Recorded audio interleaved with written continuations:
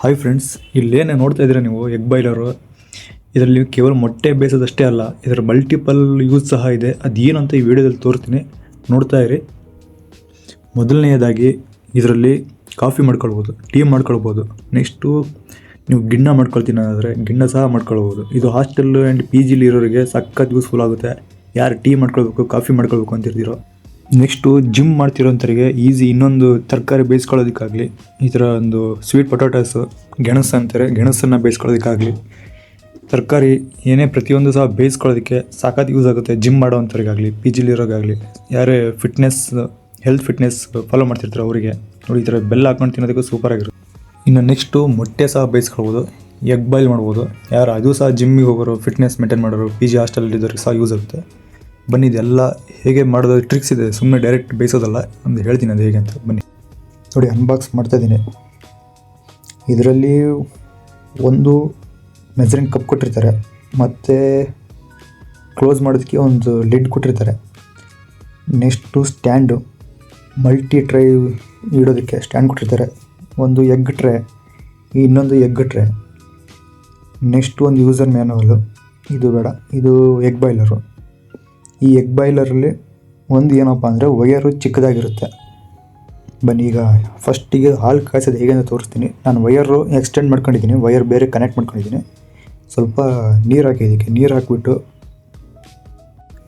ಒಂದು ಸ್ವಲ್ಪ ಪ್ರಮಾಣದಲ್ಲಿ ನೀರು ಹಾಕಿದರೆ ಸಾಕು.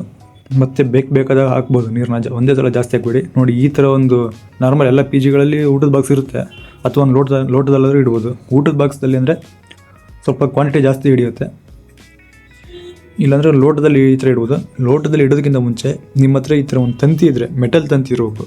ಪ್ಲಾಸ್ಟಿಕ್ ಆಗಲಿ ರಬ್ಬರ್ ಆಗಲಿ ಯೂಸ್ ಮಾಡಬೇಡಿ, ಮೆಟಲ್ ತಂತಿ. ನಾನಿಲ್ಲಿ ಪ್ಲಾಸ್ಟಿಕ್ ಯೂಸ್ ಮಾಡ್ತೀನಿ, ಯಾಕಂದರೆ ನಾನು ಬಿಸಿ ಆಗೋಷ್ಟಲ್ಲೇ ಆಫ್ ಮಾಡ್ತೀನಿ. ನೀವು ಇನ್ ಕೇಸ್ ಈ ಥರ ಪ್ಲಾಸ್ಟಿಕ್ ಎಲ್ಲ ಇಟ್ಟು ಆಫ್ ಮಾಡೋದು ಮರ್ತೋಗ್ಬಿಟ್ರೆ ಅಂದರೆ ಅದು ಕರಗಿ ಅಲ್ಲೇ ಅಂಟ್ಕೊಂಡ್ಬಿಡುತ್ತೆ. ನೀರು ಖಾಲಿ ಆದಮೇಲೆ ಕರಗುತ್ತೆ ಅದು.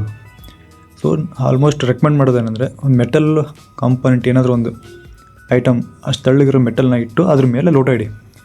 ಡೈರೆಕ್ಟ್ ಲೋಟ ಎಗ್ ಬಾಯ್ಲರ್ಗೆ ಕಾಂಟ್ಯಾಕ್ಟ್ ಆಗಬಾರ್ದು ಕಂಪ್ಲೀಟಾಗಿ, ಯಾಕಂದರೆ ಬಬಲ್ಸ್ ಕ್ರಿಯೇಟ್ ಆಗುತ್ತೆ, ನೀರಿನ ಗುಳ್ಳೆಗಳು ಕ್ರಿಯೇಟ್ ಆಗುತ್ತೆ. ಅದೇನಾಗುತ್ತೆ, ನೆಕ್ಸ್ಟ್ ಬಿಳಿಸುತ್ತೆ, ಲೋಟನ ಬಿಳಿಸೋ ಚಾನ್ಸಸ್ ಇರುತ್ತೆ.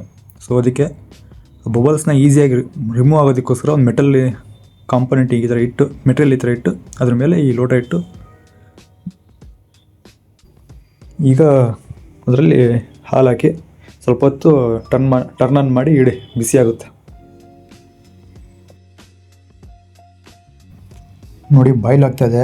ನೀವೇನಾದರೂ ಡೈರೆಕ್ಟಾಗಿ ಲೋಟ ಇಟ್ಟರೆ ಲೋಟ ಬೀಳುವ ಸಾಧ್ಯತೆಯೂ ಇರುತ್ತೆ, ಆಮೇಲೆ ಒಳಗಡೆ ಹಾಲು ಹೊತ್ತೋಗೋಂಥ ಚಾನ್ಸಸ್ ಇರುತ್ತೆ. ಅದಕ್ಕೋಸ್ಕರ ಈ ಥರ ಒಂದು ತಂತಿ ಯೂಸ್ ಮಾಡಿ ಅದ್ರ ಮೇಲೆ ಇಡಿ. ಇಲ್ಲಾಂದರೆ ಕಾಯಿನ್ ಥರದ್ದು ಏನಾದರೂ ಒಂದಿದ್ರೆ ಮೆಟಲ್ಲು, ಅದು ಸಹ ನಡೆಯುತ್ತೆ. ಈಗ ನೆಕ್ಸ್ಟು ನೀವು ಕಾಫಿ ಮಾಡಿದ್ರೆ ಕಾಫಿ ಪೌಡ್ರು ಹಾಕ್ಕೊಳ್ಬೋದು, ಇಲ್ಲ ಗಿಣ್ಣ ಮಾಡ್ಕೊಳ್ಳೋದಾದರೆ ಸ್ವಲ್ಪ ಹಾಲು, ಬೆಲ್ಲದ ಪುಡಿ ಸಿಗುತ್ತೆ. ಈಗೆಲ್ಲ ಬೆಲ್ಲದ ಪುಡಿ ಹಾಕಿ ಕಲಿಸ್ಕೊಂಡು ಕುಡಿಬೋದು, ಸಾಕಾಗಿರುತ್ತೆ. ನೆಕ್ಸ್ಟು ಬನ್ನಿ, ಬೇರೆ ಇನ್ನೊಂದಿದೆ.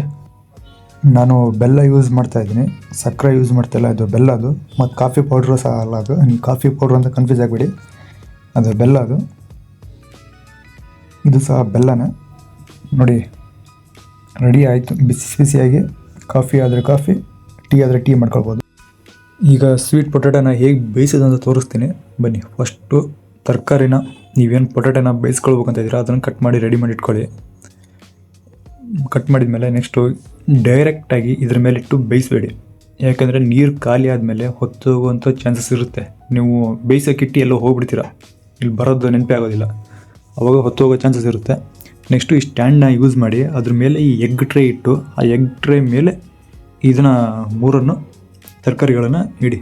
ನಿಮಗೆ ಏನು ಬೇಯಿಸ್ಬೇಕಂತ ಇದ್ದೀರಾ ಅದನ್ನು ಇದ್ರ ಮೇಲೆ ಪ್ಲೇಸ್ ಮಾಡಿ. ನೆಕ್ಸ್ಟು ಅದಕ್ಕೆ ಸ್ವಲ್ಪ ನೀರನ್ನ ಹಾಕಿಬಿಟ್ಟು, ಸ್ವಲ್ಪ ಜಾಸ್ತಿ ಆದರೂ ಹಾಕ್ಬೋದು, ನೀರು ಕಡಿಮೆ ಆದರೂ ಹಾಕ್ಬೋದು.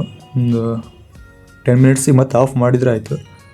ಸೊ ನಿಮಗೆ ಎಷ್ಟು ಪ್ರಮಾಣದಲ್ಲಿ ನೀರು ಬೇಕೋ ಅಷ್ಟು ನೀರು ಹಾಕ್ಕೊಂಡು 10 to 12 ಮಿನಿಟ್ಸ್ ಆದಮೇಲೆ ಆಫ್ ಮಾಡಿ, ಬೆಂದಿರುತ್ತೆ. ನೋಡಿ, ಕಂಪ್ಲೀಟಾಗಿ ಬೆಂದಿದೆ, ಸಗದಾಗಿ ಬೆಂದಿದೆ. ತರಕಾರಿಗಳನ್ನು ಸಹ ಇದೇ ಥರ ಬೇಯಿಸ್ಬೋದು.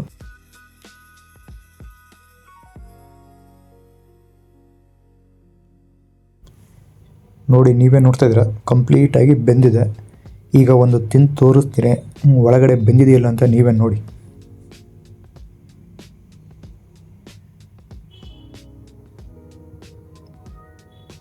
ನೋಡಿ ಕಂಪ್ಲೀಟಾಗಿ ಒಳಗಡೆ ಸಹ ಬೆಂದಿದೆ, ಚೆನ್ನಾಗಿದೆ. ಹಾಸ್ಟೆಲ್ಲು ಪಿ ಜಿಲಿದ್ದು ಟ್ರೈ ಮಾಡ್ಬೋದು. ನೆಕ್ಸ್ಟು ಮೊಟ್ಟೆ ಬೇಯಿಸೋದು ಹೇಳ್ತೀನಿ ಬನ್ನಿ. ಈಗ ಮೊಟ್ಟೆ ಬೇಯಿಸೋದಕ್ಕೆ ಸ್ವಲ್ಪ ನೀರನ್ನು ಹಾಕಿ ಕಂಪಲ್ಸರಿ ಸ್ಟ್ಯಾಂಡನ್ನು ಯೂಸ್ ಮಾಡಿ. ಇದನ್ನು ಡೈರೆಕ್ಟಾಗಿ ಈ ಥರ ಟ್ರೈ ಇಟ್ಟು ಅದ್ರ ಮೇಲೆ ಮೊಟ್ಟೆ ಇಟ್ಟು ಬೇಯಿಸ್ಬೇಡಿ, ಇದು ರಾಂಗ್ ಮೆಥಡ್. ಇದು ಯಾಕೆ ಅಂತ ಹೇಳ್ತೀನಿ ನೋಡಿ. ಈ ಥರ ರಾಂಗ್ ಮೆಥಡ್, ಈ ಥರ ಡೈರೆಕ್ಟಾಗಿ ಮೊಟ್ಟೆ ಇಟ್ಟು ಬೇಯಿಸೋದ್ರಿಂದ ಏನಾಗುತ್ತೆ, ಮೊಟ್ಟೆ ಕೆಳಗಡೆ ಒಡೆದೋಗುತ್ತೆ, ಅದು ನೀರು ಜೊತೆ ಮಿಕ್ಸ್ ಆಗಿ ಪ್ರತಿ ನೀರು ಸಹ ಕೆಳಗಡೆ ಚೆಲ್ಲುತ್ತೆ, ಟೇಬಲ್ ಮೇಲೆಲ್ಲ ಚೆಲ್ಲುತ್ತೆ. ಅದಕ್ಕೋಸ್ಕರ ಈ ಥರ ಸ್ಟ್ಯಾಂಡ್ ಮೇಲೆ ಟ್ರೈ ಮೇಲೆ ಮೊಟ್ಟೆ ಇಟ್ಟು ಬೇಯಿಸಿ. ಇದು ರಾಂಗ್ ಮೆಥಡ್, ಈ ಥರ ಬೇಯಿಸ್ಬೇಡಿ. ಈ ಥರ ಸ್ಟ್ಯಾಂಡ್ ಇಟ್ಟು ಅದ್ರ ಮೇಲೆ ಟ್ರೈನ ಇಟ್ಟು ಮೊಟ್ಟೆ ಇಟ್ಟು ಲಿಡ್ ಕ್ಲೋಸ್ ಮಾಡಿಬಿಟ್ಟು ನೀರನ್ನು ಹಾಕಿ ಆನ್ ಮಾಡಿ ಒಂದು 10 ರಿಂದ 15 ನಿಮಿಷ ಬೇಯಿಸೋಕ್ಕಿಟ್ಟು ನೋಡಿ, ಸಖತ್ತಾಗಿ ಬೆಂದಿರುತ್ತೆ. ನೋಡಿ ಬೆಂದಿದೆ, ಸಖತ್ತಾಗಿ ಬೆಂದಿದೆ. ಪಿ ಜಿಲಿ ಹಾಸ್ಟೆಲಲ್ಲಿ ಇರೋಂಥವ್ರಿಗೆ ಅಥವಾ ಜಿಮ್ ಮಾಡ್ತಿರೋರಿಗೆ ನೀವು ಜಿಮ್ಮಿಂದ ಬಂದು ನೀರು ಹಾಕಿ ಮೊಟ್ಟೆ ಇಟ್ಟು ಈ ಥರ ಆನ್ ಮಾಡಿ ಕೈಕಾಲು ಮುಖ ತೊಳ್ಕೊಂಬರೋಷ್ಟರಲ್ಲಿ ರೆಡಿಯಾಗಿರುತ್ತೆ, ಸಖತ್ತಾಗಿರುತ್ತೆ ಮಾತ್ರ. ಬುಕ್ ಮಾಡಿಬಿಡಿ ಇದನ್ನು ಆನ್ಲೈನಲ್ಲಿ, ಲಿಂಕ್ನ ಡಿಸ್ಕ್ರಿಪ್ಷನಲ್ಲಿ ಕೊಟ್ಟಿರ್ತೀನಿ, ಬೈ ಮಾಡಿ.